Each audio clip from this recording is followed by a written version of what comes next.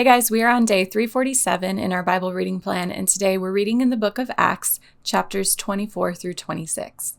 So in chapter 24, we're going to read that Paul goes on trial before Felix. The high priest has brought a lawyer to bring charges against Paul, and they accuse Paul of being a troublemaker, of stirring up the people in riots all over the world.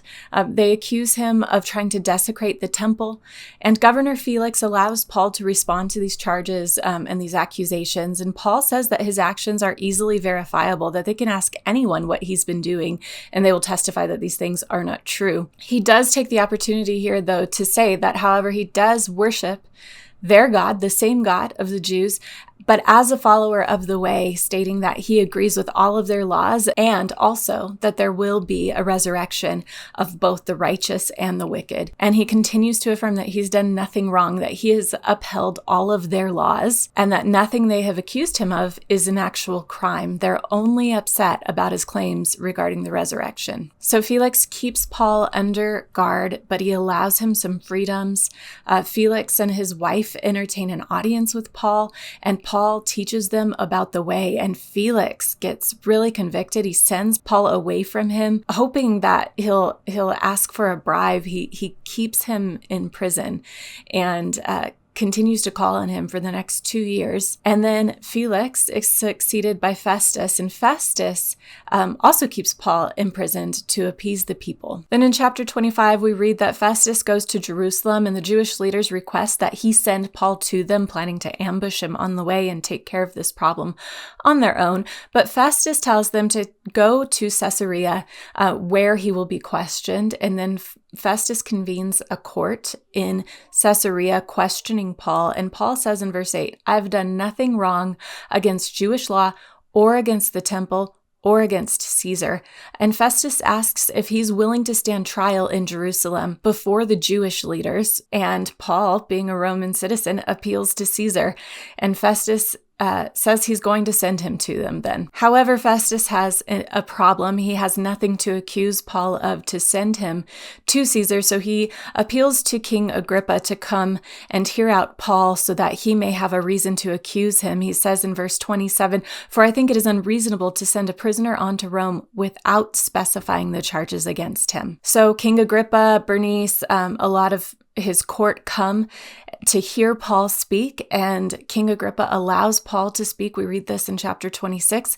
Paul, again, he shares his history, who he is, that he was a Pharisee, and then he shares his conversion story and his testimony. Festus interrupts Paul.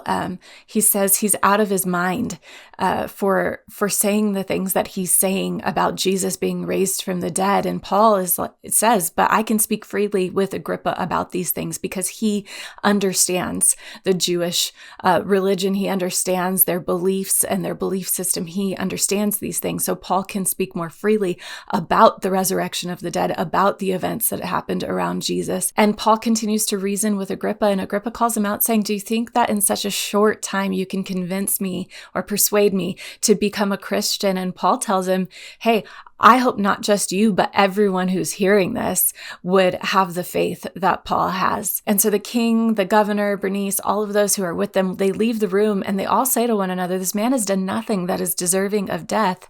And Agrippa says to Festus, verse 32, "This man could have been set free if he had not appealed to Caesar." And as I was thinking about this whole account, there's so many things here. Paul is not guilty of anything. The Romans have no reason to prosecute him or to find guilt with him. He's done nothing wrong. He's a Roman citizen. He keeps appealing to his rights as a Roman citizen, even though it is the Jewish Sanhedrin, the high priests, that are actually upset with him and bringing these problems and accusing him of things. And what it reminded me of was just the call on Paul's life, what God told Ananias in the book of Acts when he tells Ananias to go lay hands on Paul so that he can be healed. It says that the Lord said to Ananias, "Go, this man is my chosen instrument to proclaim my name to the Gentiles and their kings and to the people of Israel.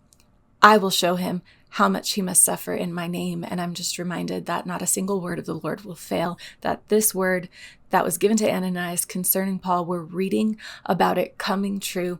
He is being sent to Gentiles and their kings and the people of Israel, and he just continues to testify to the resurrection and the truth of Jesus being the Messiah who has come to save them. And he's getting to tell everyone, and he's getting to tell people in high position, and it is coming at great cost to him.